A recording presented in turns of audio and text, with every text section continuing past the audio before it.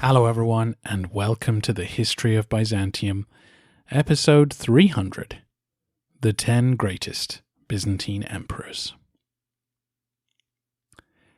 When I realized episode 300 would fall outside of the narrative, I decided to do something special. And as you can imagine, listening to Antony Cordelis rank emperors for 4 hours got me itching to deliver my own verdict. Why am I doing this now? Why not after 1453? What are my criteria? Why am I not interviewing Dan Carlin instead? I realized when thinking about this episode that the preamble would take quite a while if I tried to explain why I am giving you this list now. And, who wants that? I think most of you just want to know who number one is so you can start disagreeing with me. So why don't we cut straight to the content? And if you want the preamble, it'll now be a postamble. All I will say for now is thank you. Thank you so much for supporting the show to get to episode 300. I really appreciate all the kind emails, comments, and reviews. And to those of you who reached into your wallet as well, you have changed my life forever, and I am forever grateful.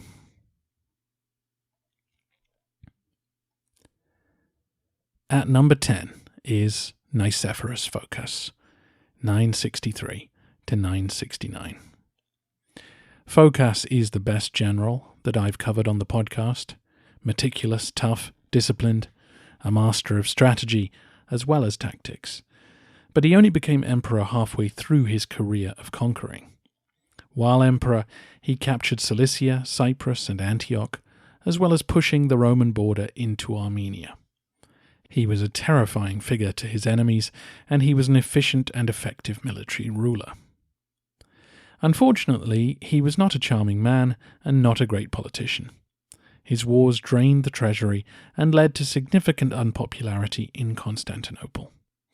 This culminated in his murder by his nephew and comrade, John Tzimiskes, who was able to rule largely unopposed straight afterwards. When the people who had rallied to acclaim you 6 years earlier gladly side with the man who killed you, it's not a great sign.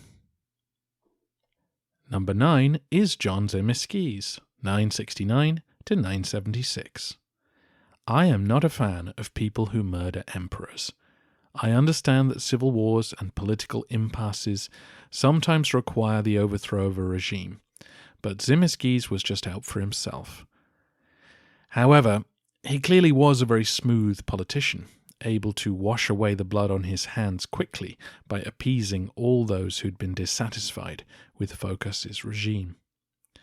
Tzimiskes was then able to fill Phocas's shoes as a general pretty well, settling the new conquests down with a sweeping eastern campaign, followed by one of the great victories in Byzantine history, driving the Rus out of the Balkans. The Rus had moved from Kiev to the Danube and taken over the Bulgarian state.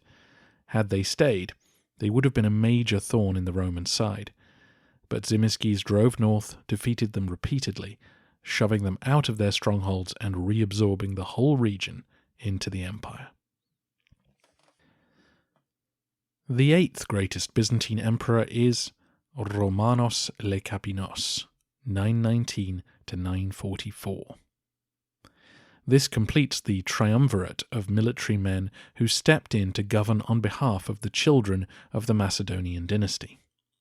It actually says something about Byzantium that one of its most productive periods saw dynastic emperors stay at home to keep the crowds happy, while experienced generals took charge of the affairs of state.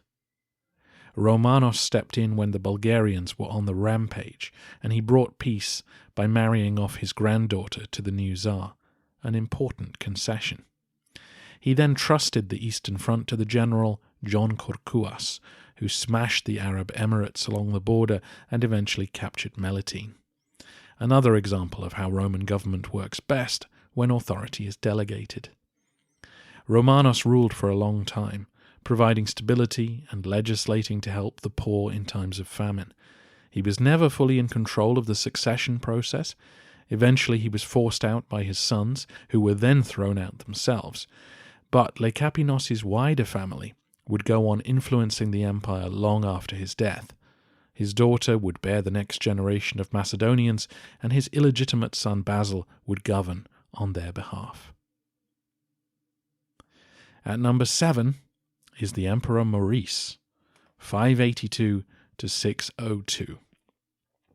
Maurice inherited a mess, worked incredibly hard to turn things around before being murdered, leaving the empire to collapse back into a mess. Justinian had foolishly expanded the empire to the point where it was a struggle to defend. At one stage, Maurice had to deal with wars on 7 fronts simultaneously. The economy was struggling and plague was still raging. Despite these challenges, Maurice prioritized well, paying off the Avars and fighting hard with the Persians to secure peace. When luck went his way, and the Persians collapsed into civil war, Maurice intervened to shut down that front. Then transferred troops to the Balkans, where he was able to take the fight to the steppe nomads, invading the future Hungarian plain to attack their home base. But fighting so many wars on a tight budget did the emperor in. The soldiers rebelled when he pushed them too far, and the collapse which followed is a testament to what an impressive job he'd done to hold back the tide. The 6th greatest Vasilevs of this podcast is Constantine V, 743 to 775. The son of Leo III built on his father's good work, providing stability after a century in which the empire had been brutally assaulted by the new caliphate. With the Arabs falling into civil war, Constantine reformed the army and attacked their outposts. Then he turned on the Bulgars, keeping them in check. He repopulated Constantinople and restarted the aqueduct of Valens, while holding triumphs to entertain the people. Had things played out differently, his iconoclast theology might have become established within the empire. He died peacefully and passed the empire to his son. At number 5 is Heraclius, 610 to 641. Heraclius took on the toughest task in the history of the Roman Empire and sort of pulled off a miracle by restoring the eastern provinces. It was a high-wire act of immense courage and skill, but he was a part of why the empire was in such a terrible position in the first place. The civil war he launched was designed to cripple Phocas's regime, and it succeeded, draining strength from the empire, which contributed to the utter collapse both in the east and in the Balkans. Though the rise of the Arabs was beyond his ability to control, their desire to unite and conquer was predicated on the collapse of authority in the Roman world, which he was partly responsible for. Our 4th greatest emperor is Leo III, 717 to 741. 70 years on from Heraclius, the Arabs closed in on Constantinople itself. One mistake, and the empire would have been extinguished then and there. The Romans were going through a prolonged succession crisis and desperately vulnerable. Leo did not shrink from the challenge. He forced his way onto the throne in order to defend the state properly. His masterful defense of the capital was followed by over 20 years of sensible rule, restoring stability to an empire that had been on the verge of another collapse. He rebuilt its defenses, issued a new law code, and left the throne to a capable son. At number 3 is Alexius Komnenos, 1081 to 1118. I think people forget how close to collapse the empire was in the 1080s. Anatolia was lost, and the Normans invaded the Balkans. This was the first time the Romans had had to face a Western European army on home soil. A rout, a tumble from his horse, and Alexius's death might have seen Robert Guiscard or Bohemond sack Thessaloniki or Constantinople itself. Instead, Komnenos endured, and fought off Pechenegs and assassination attempts to secure his position on the throne. He then invited the First Crusade in to restore Western Anatolia and the islands of the Aegean. Alexius made Byzantium into a significant power again, and it would remain one for the next century. He restored the currency and created a new court system that kept the elites together. I don't think he should be blamed for things which happened long after his death. He lived in complex times, did his best to cope with immense change, and left the empire to a competent son. The second greatest emperor of our podcast era is, wait for it, Basil II, 976 to 1025. Basil should be first on this list. He was the ultimate emperor, utterly dedicated to the state, patient, competent, firm. Basil outlasted his rivals. He didn't need to make daring cavalry charges. He simply stewarded the state decade after decade until his enemies collapsed from exhaustion. He expanded the empire with little risk and made those who betrayed him pay dearly. Having spent his childhood at the mercy of the adults around him, it's not a huge surprise that he jealously hoarded power once it was his to command. But his refusal to groom any kind of successor was a selfish decision, and I am punishing him for it. Which leaves only number one. The greatest emperor of Byzantium, according to this podcast, is Anastasius, 491 to 518. For those who've forgotten, Anastasius was a palace official, a bureaucrat, chosen by the empress to rule because he was wise, sensible, and old. He was all of those, but he actually ruled for 27 years. He successfully chased the last barbarians out of the military, making sure that the Eastern Roman Empire would not go the way of the West. He reformed the coinage, reduced taxes, and yet left his successors a huge surplus. He dealt firmly and swiftly with the Persians, and even tamed the rioting chariot racing fan clubs. He didn't manage to untie the Gordian knot of religious dispute over the Council of Chalcedon, and he faced a Balkan rebellion towards the end of his reign, nor did he nominate a clear successor. So why on earth is Anastasius number one? One way of explaining my choice is to say that it's because these top 10 lists are so subjective. The word greatest is often used for them, exactly because it doesn't have a meaning that can be quantified. It allows you to choose who you prefer, as opposed to having to prove your case with some kind of weighted measurement. I choose Anastasius because of what he represents. The triumph of civilian government, of modesty, of unflashy competence, of a particularly Roman kind of leader. In a world where most civilizations insisted that blood mattered or military prowess was essential, the Byzantine court chose a bureaucrat who looked the part and gave him the chance to be their lord and master.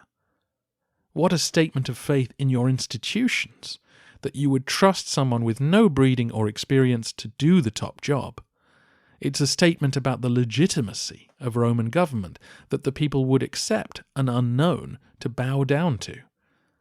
That generals with 20,000 men at their back would follow orders, defeat their enemies, and then just quietly disband their army and await further instructions. In a medieval world of such chaos and violence, Byzantine government shines like a beacon at times, and Anastasius stands as one of the great exemplars of the virtues of this system. In making this list, I was struck by the impossibility of it. How do you judge who performed best in this role? Each lived in such different times. Each was faced by such different challenges. How do you compare an emperor thrust into a live-or-die crisis with one who faced nothing but warm summers and happy harvests? We are so dependent on the few sources we have that our interpretations and tastes always drift deeply into the equation. Is Anastasius a better emperor than Basil II? Who can say? I loved that Antony Cordelis's list was so different to the ones you find on the internet, and he seemed to me to be the most qualified candidate to provide a definitive ranking, given he'd just written the book on the empire. But actually his list struck me as completely subjective. Even defining your criteria leaves you open to charges of hypocrisy. How can I say Anastasius, who nominated no successor, did better than Basil, who left the empire to his reasonably competent brother? I would argue that Anastasius ruled in an era when succession was less important. Leo, Zeno, Anastasius, Justin, and Justinian were all relative nobodies who all reigned pretty well. The state was well set up for such regime change, whereas Basil was the scion of a noble family whose continued existence was important to the stability of the state. But you may well disagree and dismiss me as a fool, which is what made the decision easier for me.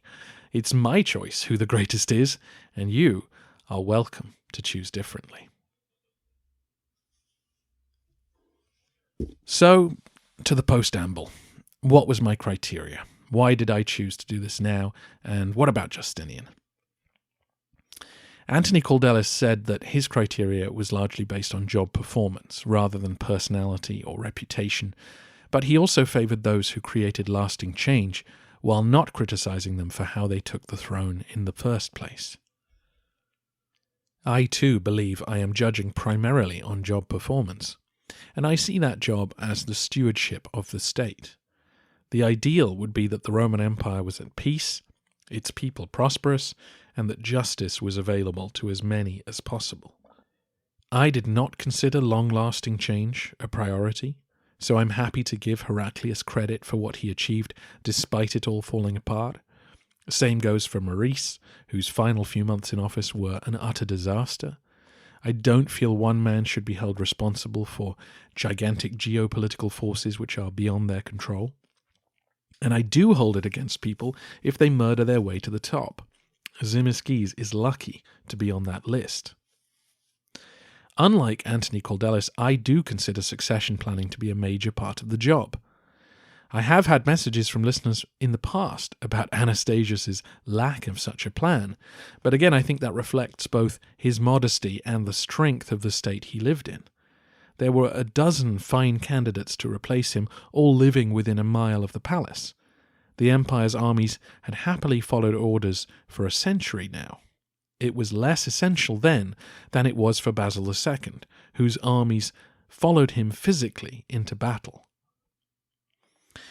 As for Justinian, by my estimation he did more harm than good to the Roman state. If it ain't broke, don't fix it is not a saying Justinian admired.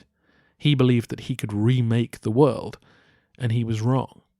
He sent armies to Spain and Italy when it was pretty clear that the Balkans needed attending to, and Persia was restive. When even bubonic plague didn't make him reconsider his plans, I felt there was no way I could call him a great emperor. Justinian was an immensely capable leader, and it is possible that eliminating the Goths and Vandals had long-term benefits for the empire, but he left his successors with no room for manoeuvre, and distant lands they couldn't reach but had to defend for the sake of Roman honour.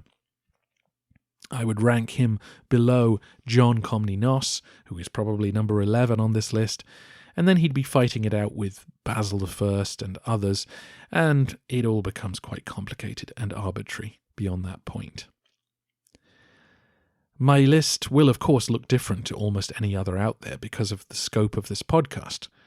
By beginning in 476 AD rather than 330, there is no room for Constantine or Theodosius on this list, which is good, I think, because how can you judge someone who founded Constantinople against men born into its secure embrace?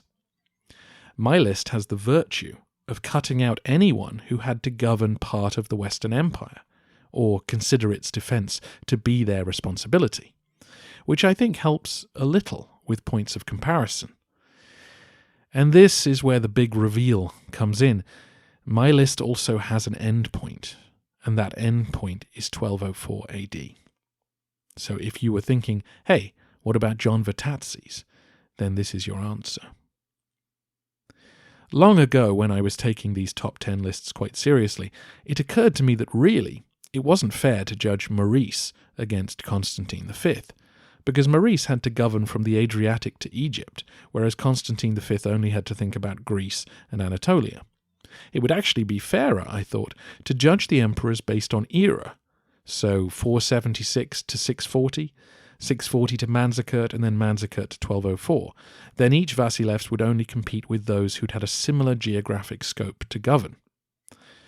Of course, had I actually gone through with that, it would have led to 3 very dull and predictable lists, but it would have hit on a basic truth, which is to compare Constantine I to Constantine XI is kind of ridiculous. The power disparity between the two is so vast as to make comparison pointless. And so, as I've waded through the post-1204 world, it is my opinion that John Vatatzes should not be on this list.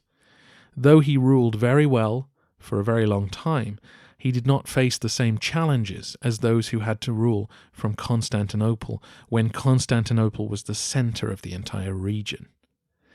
Vatatzes' realm was only 140 miles wide when he took the throne, and though he governed it well and expanded it impressively, I don't think that can compare to the weight of the Queen of Cities itself. Vatatzes faced so much less external noise and pressure. He had so many fewer constituencies to please, and I believe the same to be true of his successors, even once they retake the city. The intrusion of Latin and Turk into the Roman world removes many of these decisions from their plate. I think when we get to 1453, we can talk about the best emperors of that 250-year period, but I felt now was the time to rank those who ruled the Eastern Roman Empire during the period of Constantinople's regional hegemony. The question now is, what do you think? What would your top 10 be, and who would be your number 1?